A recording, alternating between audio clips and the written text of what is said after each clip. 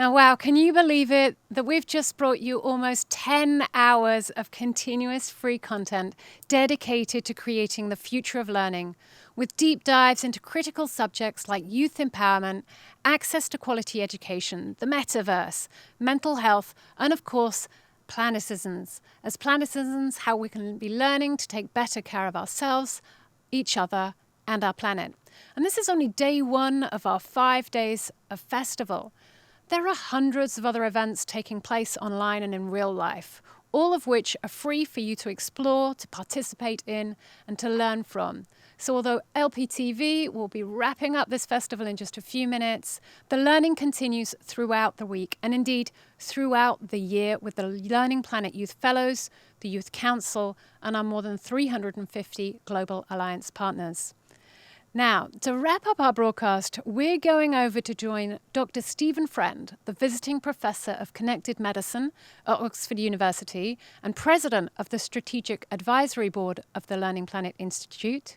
We're going to be joining François Taddei, Founder and President of the Learning Planet Institute, and someone you saw right at the beginning of our LPTV broadcast today, Olivier Bréchard, Director of the Learning Planet Alliance.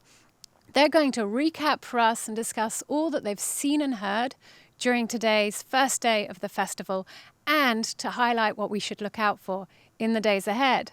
So, Olivier, François, Stephen, I'm handing the mic over to you. Great, Kristen, thank you so much. It's hard not to use hyperbole, so I have to start with wow, wow, wow. I feel so lucky to be part of the festival on this UNESCO Day of Education. There's no question our issues and the planet's sustainability feel to be spinning out of control with hyper-acceleration because they are. Throughout this day, it's been awesome to see so many fractal pieces of the Learning Planet initiative, real evidence of creating the space, the inevitability of the convergence needed at this time of overwhelming fragility. My mind's spinning delightfully on such themes brought up by Cecilia's and Peter, Keisha, Lena, Stefania, so many others regarding the release of power in the classroom. Power is play, is a place where it's safe not to know and discover, zipping in and out of the virtual world, peer-to-peer learning, flipping classical learning, science as a Trojan horse. It's all sort of swirling. I hope it doesn't end. And before giving the further day one concluding remarks, I want to shout out emerging effort that will extend the energy of this festival by the next year, where we're going to have a year-long seminar series coordinated with Olivier and François called, ready for this? Game-Changing Skills I Wish All Could Engage. The topics are going to be things like hacking the upper ground, building tools that amplify the group, and so we'll have more on that later. So now back to the concluding remarks. Over the decades, I've enjoyed listening to François convey so many key aspects of education, but there's one aspect of education seems to stand out, and that is throughout history, countries have provided education for a practical reason, to build the skills they deem essential, that is, by those who rule their systems to help them. We should now ask, what happens when those that rule abuse that rule? What happens when those systems become unsustainable and in fact do great harm? One might say we are at a time in history when those that rule are at best distracted from asking what our planet needs. At such times, it feels essential that we ask what the planet needs and what education must look like. These inalienable rights and duties are, as you have seen, or you're going to see, at the heart of the Learning Planet initiative, and more specifically, the call to action to build convergence that all of you here at the festival hold in your palms and your hearts. As you have seen, however precious it is to us, the planet mission is critical even more to those yet born. I feel in these moments of chaos, it can actually be helpful to look back into the past for some general guidance that stands the test of time. So let's zip back to Abraham Lincoln, 1860s, Civil War, when he said, "Fellow citizens, we cannot escape history. We will be remembered in spite of ourselves. No personal significance or insignificance can spare one or another of us." I think Abraham Lincoln would be glad if we resurrected and sort of twisted this and stated, "Fellow planetizens, we cannot escape history. We will be remembered in spite of ourselves. No personal significance or insignificance can spare one another of us." And finally, during the festival, we're going to be asking, what can I learn from this festival? What new insights or tools can I find and use? This is essential and it should occur.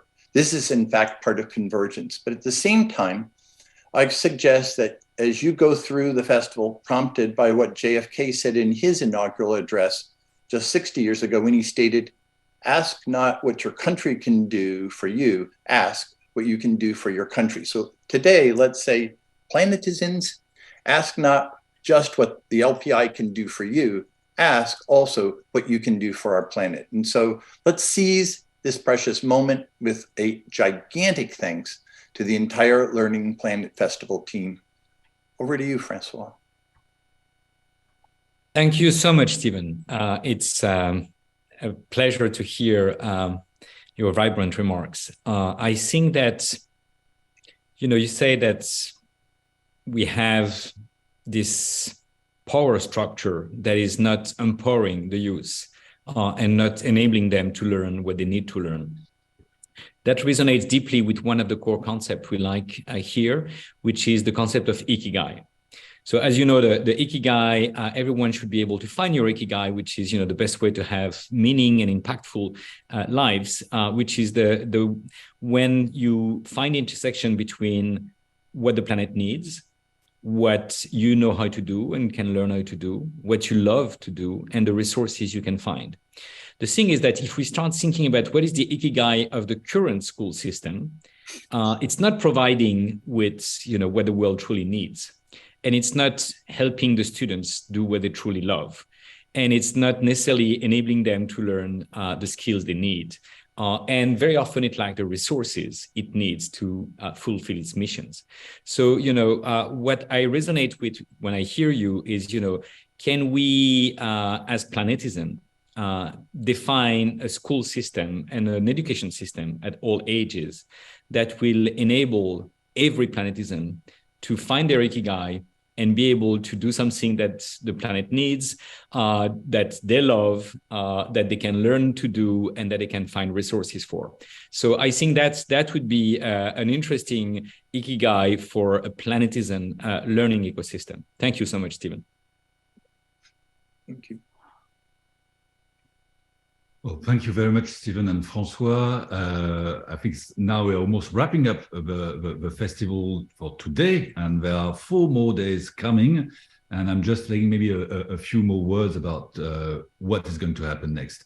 So you did a big thank you, Stephen, to the LearningPlanet team. I'm saying again, a huge thank you to the 500 partner organizations that are making this festival possible. The truly collaborative spirit is really something that moves me, and is probably the biggest victory to see so many different people doing things together and sharing their ideas. So tomorrow we are going to deep dive a bit further into the transformation of education systems and lifelong learning. We're going to try to go quite deep. For instance, in partnership with Arizona State University, we're going to talk about the critical transitions in higher education for planetary health. And this will be at 3 p.m. CET.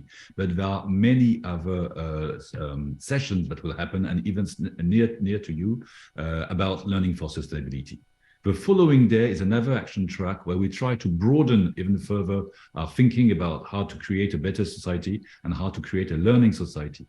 So in addition to the transformation of the education system, we will look at how cities, learning ecosystems in the global south, how all kinds of stakeholders and notably also all the social entrepreneurs can contribute to transforming and creating a learning society. There will be a session notably about the replication of our very best systemic replication of really good initiatives, which is always and the adaptation and how you do this locally. So that's another thing. This will be on the 26th of January. On the 27th, we are going to continue the conversation about exploring futures around learning in the 21st century. So new narratives. We are going to deep dive into the how shall we learn with the next-gen AI. We are also going to look how we reconcile traditional wisdom and science and technology and arts. So really the conversation is very open. And the good thing about the program, then on the January 28, we'll have a very strong focus on young game changers and programs for young game changers, and also showcasing all the initiatives that are stemming out from the festival. We are going to be launching an imagination circle that will be working throughout the year, a Teachers for the Planet circle, which also will be mobilizing many contributors throughout the year. So yes, the festival is a highlight, but many more things are coming. And what is also interesting is, as it is a co-constructed festival, many people come and suggest other types of subjects. So there'll be quite a few sessions around peace building. And I think this is very important, hasn't been yet at the forefront of a festival, but many different approaches about building peaceful futures is an interesting subject. There will be some about also really looking at on-the-ground education in adverse circumstances. For instance, with refugee camps, we have quite a few testimonies from refugees starting tomorrow morning. So that's to give you a flavor of what is coming. You really have to deep dive into the festival program. It looks a bit intense given the number of sessions at the beginning, but I'm sure you can find something that will really interest you, and we really welcome you to come, join, and share with your friends and colleagues. I don't know if you want to add something, Stephen or François. So maybe, Kristen, a huge thank you for your support throughout the day, and I give you the mic again. Thank you. Thank you so much to Olivier, François, and Stephen. Thank you for sharing your resume of today and everything that's happening over the next few days at the festival. And as you mentioned, the coming year at the Learning Planet. This brings our 2023 LPTV festival broadcast to a close, but you can continue to participate in the festival events via our website and to interact with our community on our Discord server and keep up to date with all the latest news via our social media channels. It remains just for me to say thank you to you all for watching and participating. Thank you to the Learning Planet team for such a packed day of speakers, great speakers and guests, and all the Learning Planet Festival partners who've helped make this possible. Thanks also to all the youth fellows and council members who've taken the mic, and thanks to all the LPTV guests and speakers who've made this such a great festival launch day. This is Kristen Davis signing out of our LPTV studio here in Paris, France, and looking forward to seeing you at one of our Learning Planet events again soon. Goodbye and thank you.